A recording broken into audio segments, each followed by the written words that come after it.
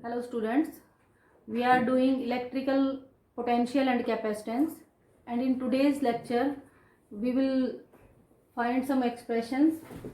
First expression is electrical potential at any general point due to a dipole, and then we will do electrical potential due to a system of charges, and after that we will practice some numericals. Now let's start the first topic, electrical potential at any general point due to a dipole. हमने पहले दो topic और किए इसमें, electrical potential on axial line of dipole and electrical potential on equatorial line of dipole. Axial और equatorial वो specified था बिल्कुल. अब उसने कहा कि आपको क्या करना है, किसी जनरल पॉइंट के ऊपर इलेक्ट्रिकल पोटेंशियल को फाइंड आउट करना है. तो हम देखते हैं कि इसको पहले हम क्या करेंगे. एक डाइपोल है, ठीक है, डाइपोल हमने ले लिया माइनस क्यू और plus Q charges and they are separated by distance 2a. This is a dipole. Now we have to find electrical potential at any general point. तो मान लेते हैं कि पॉइंट P के ऊपर हमें इलेक्ट्रिकल पोटेंशियल फाइंड आउट करना है, और ये जो पॉइंट P है ये कहाँ लाई कर रहा है. This point P is at a distance r from the center of the dipole, ठीक है. And this position vector r makes an angle theta with the dipole. ये किसके साथ, डाइपोल के साथ क्या बना रहा है, थीटा एंगल बना रहा है. तो ये जो पॉइंट P है इसके कोऑर्डिनेट्स क्या हो गए, r और थीटा, ठीक है. अब हमें फाइंड आउट करना है इलेक्ट्रिकल पोटेंशियल इस पॉइंट पे ड्यू टू दिस डाइपोल. तो हम क्या लेंगे, सबसे पहले हम ये डिस्टेंस और मान लेते हैं एपी को हम मान लेते हैं r1 और बीपी को हम मान लेते हैं r2, ठीक है. तो अब देखते हैं इलेक्ट्रिकल पोटेंशियल एट P. इसको हम लिख लेते हैं potential at P due to charge minus Q. Potential at P due to charge minus Q. इसकी वैल्यू क्या होगी, पोटेंशियल का जनरल फार्मूला क्या है हमारे पास, Q divided by 4 pi epsilon naught R. अब देखो माइनस क्यू चार्ज है तो हम क्या लेंगे, minus Q divided by 4 pi epsilon not, और डिस्टेंस कितना है इन दोनों के बीच में, AP कितना है r1, तो हमने ले लिया r1, ठीक है. अब सिमिलरली दूसरा potential at point P due to charge plus Q. अब प्लस क्यू चार्ज की वजह से देख लेते हैं कि पोटेंशियल क्या होगा. तो अब देखो, अब प्लस क्यू चार्ज जो है इसका पॉइंट P से क्या डिस्टेंस है, r2. तो हम क्या लेंगे, plus Q divided by 4 pi epsilon naught r2. ये आ गई दोनों वैल्यूज. अब total potential at point P पे क्या होगी, वो total potential V1 plus V2. इसको मान लो हमने V1 मान लिया है और इसको हमने V2 मान लिया है. तो जो टोटल पोटेंशियल होगी वो क्या होगी, V1 और V2 का सम. तो V1 क्या है हमारे पास, minus q divide by 4 pi epsilon naught r1 plus q divide by 4 pi epsilon naught r2, ठीक है. Q by 4 pi epsilon naught common आ गया, Q by 4 pi epsilon naught common आ गया, तो ये आ गया 1 bye r2 minus 1 bye r1. ये वैल्यू आ गई. अब ये जो दोनों वेरिएबल्स हैं r2 और r1 ये नोन नहीं है, हमें नहीं पता कि इनकी वैल्यू क्या है. तो हमें इनकी वैल्यू, इनको कन्वर्ट करना पड़ेगा कुछ नॉन वेरिएबल्स की टर्म में. उसके लिए हम क्या करेंगे, कुछ ज्योमेट्रिकल कंसिडरेशंस जो होती है हमारी उनका हम इस्तेमाल करेंगे. तो उसके क्या करेंगे कि हम ये जो OP है इसको आगे बढ़ा लेते हैं, ठीक है. और यहाँ A से M एक ये इसके ऊपर एक परपेंडिकुलर ड्रॉ करते हैं. ये हम कुछ ज्योमेट्रिकल कंसीडरेशंस को यूज करना चाह रहे हैं इसलिए कर रहे हैं. सिमिलरली B पॉइंट से यहाँ एक परपेंडिकुलर ड्रॉ करते हैं. अब इससे क्या फायदा होगा, देखिए मैं एक पॉइंट है P, ये पॉइंट P है, ठीक. अब इस पॉइंट से ये हो गई हमारी, ये O पॉइंट हो गया, और दूसरी जो लाइन है ये B पॉइंट हो गया. इसको देख लेते हैं हम, ठीक. अब ये क्या है, अगर ये एंगल थीटा बहुत स्मॉल है, थीटा अगर स्मॉल है तो अकॉर्डिंग टू ज्योमेट्री अगर यहाँ से कोई परपेंडिकुलर हम ड्रॉ करें यहाँ इससे, तो ये परपेंडिकुलर हो गया मान लो n, ठीक. अब ज्योमेट्री क्या कह रही है कि ये दोनों जो साइड्स हैं ऑलमोस्ट इक्वल हो जाएंगी, ठीक है. इक्वल हो जाएंगी तो हमें क्या फायदा होगा, देखो OP हमारे पास नोन है, OP तो हमें दे रखा है कि OP क्या है, R है. क्योंकि हमें क्या करना है, अननोन वेरिएबल्स को नोन की टर्म्स में कन्वर्ट करना है. और अगर OP हमारे पास R है तो ये वैल्यू हम निकाल सकते हैं. ये एंगल थीटा हो गया, ये परपेंडिकुलर है, तो हम ये वैल्यू निकाल सकते हैं। किसको निकाल सकते हैं हम? ओ एन को। ठीक है, अब क्या करें हम कि इस पूरी में से अगर इस हिस्से को सब्ट्रैक्ट कर दें तो हमारी ये साइड आ जाएगी। ठीक है, तो हम क्या करेंगे, ज्योमेट्री की इस कंसीडरेशन का इस्तेमाल करेंगे और ये परपेंडिकुलर यहां ड्रॉ किया, सिमिलरली एक परपेंडिकुलर हमने यहां ड्रॉ कर लिया। फॉर एग्जाम्पल आप इसको एक नॉर्मल वे में समझें तो मान लो दो स्ट्रिंग्स हैं आपके पास, एक ये हो गई, ठीक है, और एक ये हो गई। अब भाई ये स्ट्रिंग्स हैं और एक तरीका तो ये है कि हम क्या करें, इसकी लंबाई अलग निकाल लें, इसकी अलग निकाल लें और फिर इसकी लंबाई में से इसकी लंबाई घटा दें तो आ जाएगा। ठीक है, और उससे भी जो हम इसमें करेंगे तो ज्योमेट्रिकल कंसीडरेशंस क्या कहती हैं कि हम इस एंगल को, अगर ये थीटा एंगल बहुत स्मॉल है तो हम क्या करें, यहां से एक परपेंडिकुलर ड्रॉ कर लें। अब परपेंडिकुलर ड्रॉ करने से ये साइड्स इक्वल हो गई, ये साइड्स इक्वल हो गई, तो ये जो कंप्लीट साइड हमारे पास नोन है और इस पूरी में से हम क्या करेंगे, इतनी को सब्ट्रैक्ट कर देंगे तो हमारे पास ये वैल्यू आ जाएगी। तो इस एंटिटी का हम इस्तेमाल करते हैं और ये वैल्यूज जो R1 और R2 है इसको फाइंड आउट करते हैं। देखते हैं क्या करेंगे। अब देखो हमने परपेंडिकुलर ड्रॉ कर लिया, एन परपेंडिकुलर ड्रॉ कर लिया, तो अब ये जो ओपी है, ओपी माइनस ओ एन, देखो ये किसके इक्वल बन गया, हमें क्या चाहिए, हमें ये साइड जो ये वैल्यूज है ना ये चाहिए। ठीक, ये और ये बराबर हो गई हैं, तो हम आर ये कंप्लीट आर थी, आर में से इसको घटा दें ओ एन को, तो हमें ये वैल्यू आ जाएगी। ठीक, तो ये आ गया OP minus O N is equal to NP. ठीक, ओपी किसके इक्वल है, आर के इक्वल है, ओ एन हमें अभी पता नहीं है, और एनपी को हम क्या कर सकते हैं, बीपी भी ले सकते हैं। ठीक है, ये क्या हो गई, दोनों इक्वल हो गई। अब ये बात आपको ध्यान रखनी है। अब इसको हम क्या करते हैं, ओ एन को निकाल लेते हैं। ओ एन को कैसे निकालेंगे, देखो ये तो परपेंडिकुलर है, ठीक, ये एंगल थीटा है, ये एंगल भी थीटा है। अब ये एंगल थीटा है तो ये क्या हो गया, बेस हो गया, ये क्या हो गया आपका, हाइपोटेन्यूज हो गया। ठीक, और ये वैल्यू कितनी है, देखो ये जो ओ है ये सेंटर पे है, तो इधर भी ये है और इधर भी ये है, ओ पॉइंट के इधर भी डिस्टेंस ये है और इस तरफ भी डिस्टेंस ये है। तो हम ले लेते हैं in triangle O N B, triangle O N B, ध्यान से देखें कौन सी है, इसमें क्या हो रहा है, O N divide by O B is equal to cos theta B by H. तो O N is equal to A cos theta, O N की वैल्यू क्या आ गई हमारे पास, ए कॉस थीटा। मैं इसमें पुट कर देती हूँ ये, तो BP is equal to, BP किसकी वैल्यू है, R2 की, is equal to R minus a cos theta. एक वैल्यू तो ये आ गई। सिमिलरली हम दूसरी भी निकाल लेते हैं। दूसरी निकालने के लिए अब क्या करेंगे, हमने क्या किया था, ये पूरी लाइन को आगे बढ़ा लिया और ए से ये हम परपेंडिकुलर ड्रॉ किया, तो ये परपेंडिकुलर हो गया।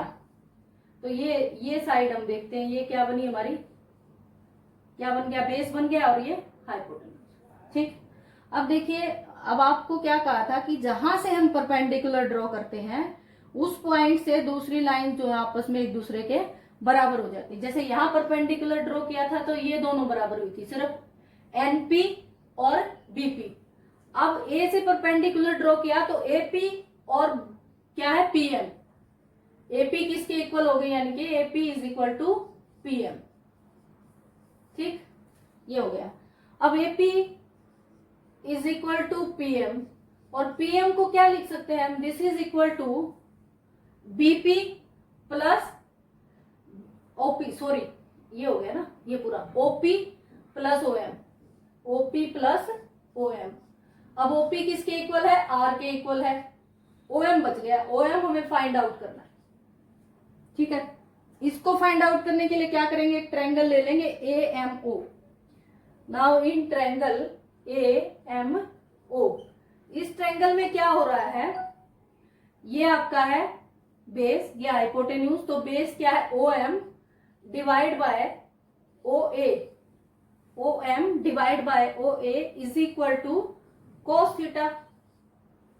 ठीक है, तो O M is equal to क्या आ गया, O M is equal to A cos theta.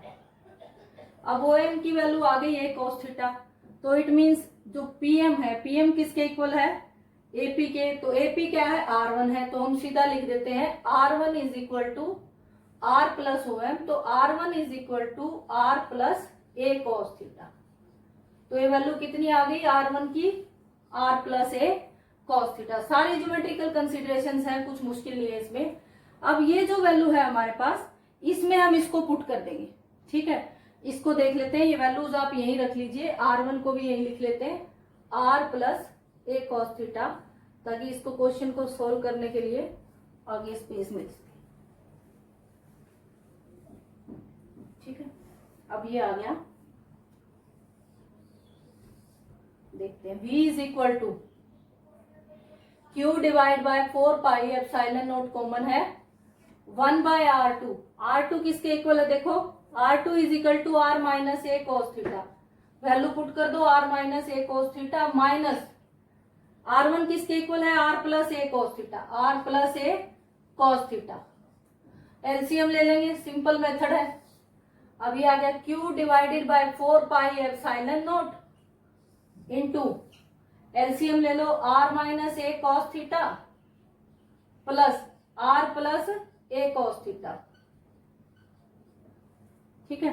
इसको साफ कर देते हैं, डायग्राम तो अभी हमें कोई खास आवश्यकता है नहीं इसकी, तो अभी हम इसको रब कर देते हैं R प्लस ए cos थीटा। अब ऊपर क्या आ गया, देखो ऊपर आ गया एलसीएम, ये है यहाँ, तो R प्लस ए cos theta minus R minus ए cos थीटा, ठीक, ये आ गया। This is equal to q divided by 4 pi epsilon naught, q divided by 4 pi epsilon naught, इसको खोल लो, R, ये R प्लस है, ये R माइनस है, कैंसिल हो जाएंगे, a cos theta plus a cos theta, क्या आ जाएगा 2a cos theta. This is equal to 2a cos theta and divide by, यहाँ इस्तेमाल कर लो वो जो एंटिटी हमारी मैथ की है, a minus B into A plus B is equal to A square minus B square, तो ये आ गया हमारे पास R square minus A square cos square theta. अब ये q इंटू 2a क्या होता है, q into 2a is equal to p, q into 2a is equal to p है, तो इसमें क्या वैल्यू पुट कर सकते हैं हम, पोटेंशियल v ये हमारी आ गई, तो इसमें हम इसकी वैल्यू पुट कर देते हैं p, तो potential v is equal to p cos theta divide by 1 by 4 pi epsilon naught को मैंने क्या ले लिया, k ले लिया, तो k p cos theta divide bye R square minus a square cos theta, a square cos square theta, ठीक है। अब अगर कहें कि डाइपोल जो है ना उसका साइज बहुत छोटा है, dipole is very short, then R square is very very greater than a square cos square theta, और this term can be neglected, इस टर्म को हम क्या कर सकते हैं, नेग्लेक्ट कर सकते हैं, तो पोटेंशियल क्या आ जाएगी यहाँ पे, K P cos theta divide by R square. At larger distances जो वैल्यू आएगी वो क्या आएगी, K P cos theta by R square. अब यहाँ देखो पोटेंशियल जो है एट एनी जनरल पॉइंट, उसमें क्या इंक्लूड हुआ है, थीटा एंगल कॉस थीटा, तो potential at any general point का जो फार्मूला है उससे हम पोटेंशियल ऑन एक्सल लाइन भी फाइंड आउट कर सकते हैं and potential on equatorial line भी फाइंड आउट कर सकते हैं। देखिए कैसे, एक्सियल का मतलब है ये डाइपोल है और ये पॉइंट यहाँ है, तो डी डाइपोल के साथ जो एंगल है थीटा वो कितना है, 0 डिग्री, और अगर थीटा 0 डिग्री है तो पोटेंशियल क्या हो गया, K P cos 0 divide by R square, this is equal to K P by R square, ठीक। अब वो कह रहा है कि ये किस पे आ गई वैल्यू, एक्सेल लाइन पे। अब इक्वेटोरियल पे फाइंड आउट करें इसी से, तो इक्वेटोरियल क्या होती है हमारे पास, ये डाइपोल है माइनस क्यू प्लस क्यू, और ये जो डिस्प्लेसमेंट होगी वो कहाँ होगी, परपेंडिकुलर है डाइपोल की डायरेक्शन के, तो इस केस में थीटा कितना है 90 डिग्री, और अगर थीटा 90 डिग्री है तो v क्या हो गया, K P cos 90 divide by R square, cos 90 is 0, तो ये क्या हो गया 0। इक्वेटोरियल लाइन पे जो पोटेंशियल की वैल्यू आएगी वो क्या आएगी, 0 आएगी, ठीक है। तो ये हमारा कंप्लीट एक्सप्रेशन है electrical potential at any general point due to a dipole. Now the next topic is electrical potential due to a system of charges. कि आपके पास इलेक्ट्रिकल पोटेंशियल, अभी हमने पीछे जो एक्सप्रेशन किया था, due to a single charge, ठीक है, अब कह रहा है कि due to a system of charges की वजह से इलेक्ट्रिकल पोटेंशियल की वैल्यू क्या होगी. देखो पोटेंशियल एक स्केलर क्वांटिटी है, तो हम प्रिंसिपल ऑफ सुपरपोजिशन यूज कर लेंगे और सिंपली क्या करेंगे, ऐड कर देंगे सारी पोटेंशियल्स को, तो हम फाइंड आउट कर सकते हैं potential due to a system of charges. मान लेते हैं कि n पॉइंट चार्जेस हैं.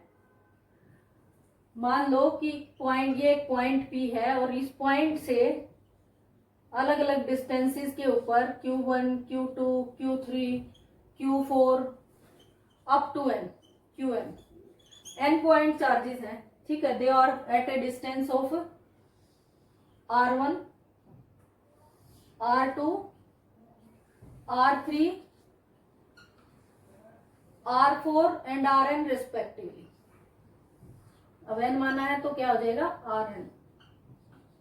इतने डिस्टेंसेस के ऊपर पॉइंट P से चार्जेस हैं Q1, Q2 and Q3 up to Qn are the charges. ठीक है, at distances R1, R2 and Rn from point P.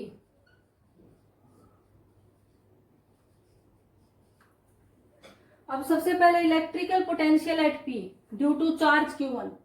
सबसे पहले हम निकाल लेते हैं electrical potential at point P due to charge Q1, V1 due to charge Q1. ठीक है, इसको हमने ले लिया V1 due to charge Q1. तो इसकी वैल्यू क्या आएगी, इलेक्ट्रिकल पोटेंशियल का फार्मूला क्या है, Q1 divided by 4 pi epsilon naught R1. ठीक, R1 डिस्टेंस है. फिर आ गया electrical potential at point P due to charge Q2. इसको ले लो Q2 divide by 4 pi epsilon naught R2. Similarly V3, V4, Vn लिख लेते हैं हम. Vn is equal to due to charge Qn.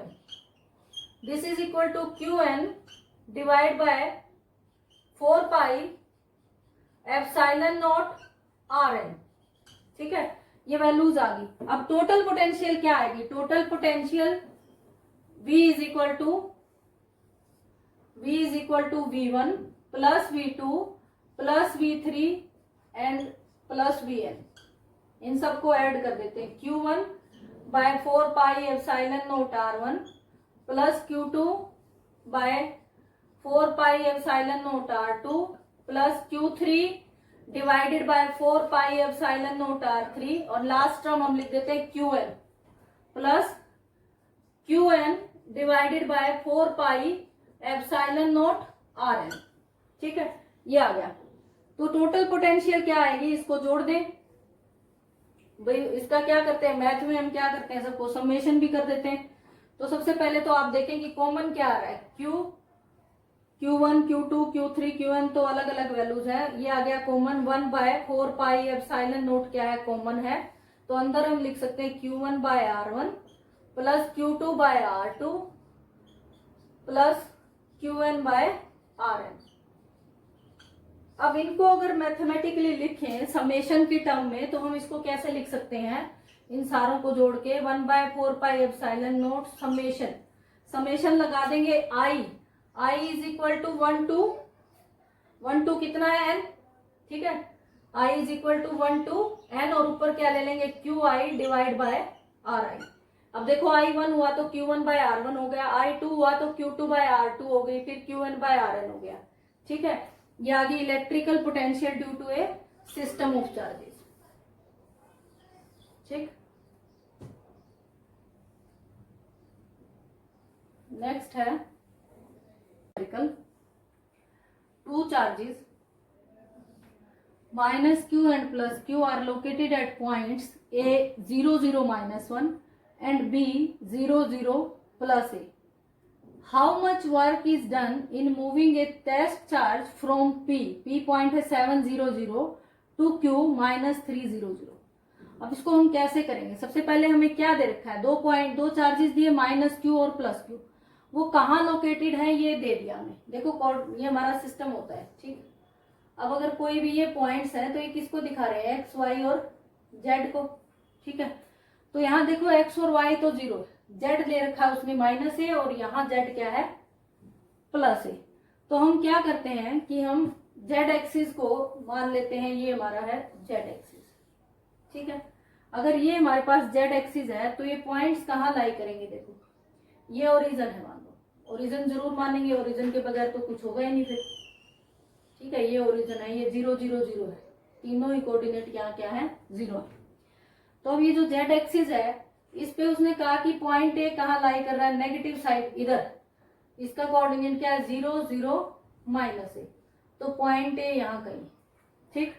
दूसरा है पॉइंट बी 0 0 प्लस ए, अब ये पॉइंट बी इसको ले लिया 0 0 और प्लस, ठीक है। अब ये दो चार्जेस हमें दे दिए, यानी कि ये क्या है, माइनस चार्ज माइनस क्यू, और यहाँ पॉइंट ए पे क्या है माइनस क्यू और पॉइंट बी पे क्या है प्लस क्यू, ठीक। फिर उसने कहा कि आपने क्या करना है, how much work is done in moving a test charge from point P, P point क्या दिया उसने, ये फिर से देखो ध्यान से, एक्स वाई और जेड, एक्स कितना है 7, वाई 0 है और जेड भी 0 है। तो अब अगर ये हमने जेड एक्सिस माना था तो इसको हम एक्स मान लेते, एक्स एक्सिस मान लिया, ठीक है। अब ये एक्स एक्सिस है तो इस पॉइंट एक्स एक्सिस में 7 0 0 है पॉइंट, तो पॉइंट पी यहाँ हो गया 7 0 0, ठीक। दूसरा पॉइंट है क्यू, क्यू पॉइंट क्या कह रहा है वो यहाँ -3 0 0, ये हो गया क्यू पॉइंट। और हमारा वाई एक्सिस कहीं भी आप ऐसे बना लीजिए, वाई एक्सिस, ठीक है। अब ये कह रहा है कि ये जो चार्ज है ना, ये पॉइंट, ये कितना वर्क डन करना पड़ेगा किसी टेस्ट चार्ज को, टेस्ट चार्ज कहाँ है, पॉइंट पी के ऊपर, पॉइंट पी से उसको कहाँ लेके आना है, क्यू पर लेके आना है। तो आपको बताना है कि कितना वर्क डन हमें करना पड़ेगा। अब यहाँ ना सबसे बड़ी चीज हमें क्या दिखाई दे रहा है, देखो ये जो डिस्प्लेसमेंट की डायरेक्शन है, ये देखो डिस्प्लेसमेंट, ये पी से नीचे आ रहा है, ये डायरेक्शन होगी डिस्प्लेसमेंट वेक्टर की, ठीक। अब अगर यहाँ हम इलेक्ट्रिक फील्ड की बात करें तो इलेक्ट्रिक फील्ड क्या लेते हो आप, पॉजिटिव टू नेगेटिव, तो अगर ये पॉजिटिव नेगेटिव है तो ये इलेक्ट्रिक फील्ड हो गया, प्लस से माइनस की तरफ। अब ये दोनों क्या है, एक दूसरे के परपेंडिकुलर 90 डिग्री के। और अगर ई और डी आर परपेंडिकुलर हो तो हमने क्या पढ़ा था, if E is perpendicular to D R तो वो क्या होते हैं, equipotential surface. Now this point P and Q lie on the equipotential line of the dipole. अब यहाँ अगर हम देखें, work done in moving the charge from P to Q, work done in moving the charge from P to Q is equal to Q into, कैसे निकालेंगे हम, V potential at point Q minus potential at point P, इसके लिए। अब देखो एक तो आप सीधा सीधा अगर इसको हम देखें तो ये पॉइंट अगर डाइपोल ऐसे है और पॉइंट ऐसे है तो ये पॉइंट कहाँ लाई कर रहा है, इक्विटोरियल लाइन पे लाई कर रहा है ना, डाइपोल की इक्विटोरियल लाइन पे लाई कर रहा है। और इक्विटोरियल लाइन पे अगर हम इनको मिला दें तो ये कोऑर्डिनेट है हमारा, मान लो 0 0 माइनस है, और ये जो कोऑर्डिनेट है हमारा 0 0 प्लस है। तो ये पॉइंट्स क्या आ जाएंगे हमारे, ये 7 0 0 है, ये आ जाएगा 7 स्क्वायर प्लस ए स्क्वायर, ये भी 7 स्क्वायर प्लस ए स्क्वायर। और जब आप ये वैल्यू निकालोगे या तो आप डायरेक्टली अप्लाई कर दें कि पोटेंशियल ऑन इक्वेटोरियल लाइन अगर ऑफ डाइपोल इज 0, ठीक है। तो यहाँ पे वीपी भी क्या होगी 0 और वीक्यू भी क्या होगा 0, क्योंकि ये भी कहाँ लाई कर रहा है, इक्वेटोरियल लाइन पे लाई कर रहा है ना वो डाइपोल की। तो या फिर आप क्या करें, पॉइंट पी के लिए निकालेंगे जब potential due to this charge and potential due to this charge, minus q divide by 7 square plus A square. अब ये देखो plus q divide by 7 square plus A square. तो वीपी क्या आएगा हमारे पास, VP is equal to minus q divide by 7 square plus A square, और plus q तो क्या आ गया, कैंसिल हो गया, 0 आ गया, ठीक है। ऐसे यहाँ निकाल लो, नीचे भी वही बात होगी, नीचे क्या करेंगे, इस पॉइंट को मिला दो, सिमिलरली इस पॉइंट को मिला दो, फिर ये डिस्टेंस निकाल लो, ये डिस्टेंस निकाल लो, सेम आएगा। तो वी क्यू भी क्या आएगी हमारे पास, वी क्यू भी क्या आएगा, 0 आएगा। ठीक है, अब ये दोनों 0 आ गई। अब जब दोनों 0 आ गई तो ये क्या हो गया, this is equal to Q into 0 minus 0, तो W P Q is equal to 0। अब हम दूसरी बात, सीधी सी बात है कि ये हम कह रहे हैं कि जो पॉइंट पी और क्यू है वो कहाँ लाई कर रहे हैं, इक्विपोटेंशियल सरफेस के ऊपर, and work done in moving a charge from one point to other point on equipotential surface is 0। कि अगर इक्विपोटेंशियल सरफेस पे पॉइंट लाई करते हैं, इक्विपोटेंशियल लाइन पे लाई करते हैं, तो एक पॉइंट चार्ज को एक पॉइंट से दूसरे पॉइंट तक मूव करने के लिए वर्क डन क्या हो जाएगा, 0 हो जाएगा।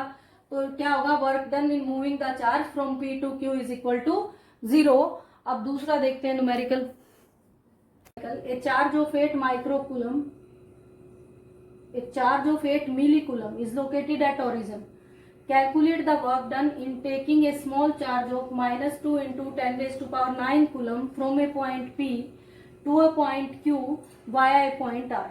तो इसको देख लेते हैं, इसमें क्या दे रखा हमें दिया है कि एक चार्ज है, ये एक चार्ज है 8 मिलीकूलम का, ये ओरिजिन पे। नेक्स्ट है calculate the work done in taking a small charge of minus 2 into 10 raised to power 9 coulomb from a point P. P point दे रखा है 0, 0, 3। ये पॉइंट P ये हमारा हो गया, इसका मतलब Z एक्सिस, X, Y और Z, to a point Q 0, 4, 0। अब ये है Y एक्सिस, तो 0, 4, 0 इस पे लाई करेगा, कहीं Q पॉइंट लाई करेगा 0, 4, 0 यहाँ। Y पॉइंट R, R में क्या है, Y और Z दोनों ये, तो ये आ गया हमारे पास R, R is equal to 0, 6, 9। ठीक है, अब इस पॉइंट चार्ज को कितना है charge, -2 into 10 raise to power 9 coulomb. ये जो चार्ज है इसको पॉइंट P से Q पे लेके आना है, बट उसने क्या कहा, via point R, point R से होते हुए। ठीक है, तो इसमें हमें क्या निकालना है, work done in taking a small test charge. कितना वर्क डन हमें करना पड़ेगा कि एक पॉइंट चार्ज P है उसको Q तक लेके आने के लिए via point R। The work done in taking a test charge from one point to another is, अगर ये इलेक्ट्रोस्टैटिक फोर्स की हम बात करते हैं तो ये कैसा फोर्स है, पाथ इंडिपेंडेंट। तो it means work done moving a charge from one point to another is independent of the path followed, it only depends upon the original position and the final position. तो it means work done क्या आएगा हमारे पास, work done is equal to Q into V Q minus V P. ठीक है, potential at point Q minus potential at point P। Q की value कितनी है, Q हमें दे रखा है, Q की वैल्यू है -2 into 10 raise to power 9 coulomb. अब पोटेंशियल एट Q क्या हो जाएगी, पोटेंशियल एट Q क्या है, देखो ये डिस्टेंस ओरिजिन से कितना है R2, ये डिस्टेंस ओरिजिन से कितना है R1। ठीक है, इसकी वैल्यू कितनी है आपके पास 3 और इसकी वैल्यू कितनी है आपके पास 4। ठीक है, तो हमने ले लिया Q naught divided by, this is equal to Q divided by 4 pi epsilon naught R1। ये डिस्टेंस R1 मान लेते हैं, ठीक है, और ये डिस्टेंस R2 मान लेते हैं। ये R1 है, ये R2 है, तो ये हो गया Q by 4 pi epsilon naught R1 divide by Q by 4 pi epsilon naught R2।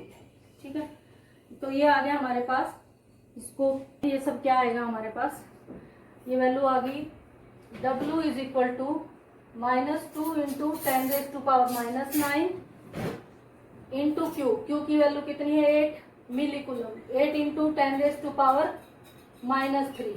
ठीक है, into 1/4 pi epsilon naught into 1/R1 minus 1/R2। तो ये आ गया R1 की और R2 और देख लो, R1 is equal to 4, R1 is equal to कितना हमारे पास 4 सेंटीमीटर। इट मीन्स ये कितना हो गया 4 into 10 raise to power -2 metre. Similarly R2 कितना हो गया 3 इंटू 10⁻⁻2 मीटर।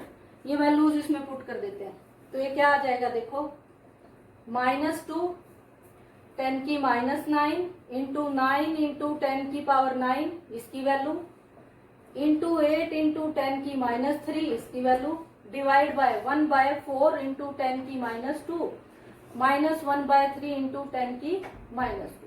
अब यहाँ से 10⁻² फिर कॉमन ले लो तो ये और ये तो कैंसिल हो गया, -2 into 9 into 8 into 10⁻³ divide by 10⁻⁻2 1/4 minus 1/3 LCM ले लो 1/12 आ गया, 3 - 4 कितना बच गया, दिस इज इक्वल टू -1/12।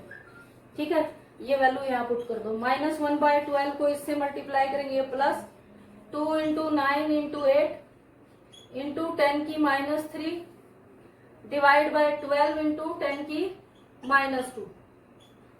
2 × 12, 2 × 6 चौके 8, 3 × 9, तो ये आ गया 12 गुणा 10⁻⁻1। It means 1.2 joule. Work done कितना आ गया 1.2 जूल। तो पॉइंट चार्ज को, जो टेस्ट चार्ज है उसको पॉइंट P से Q तक ले जाने के लिए कितना वर्क डन करना पड़ेगा 1.2 joule. Do these expressions, do the work daily and practice some numericals based on the concept so that the concept is cleared.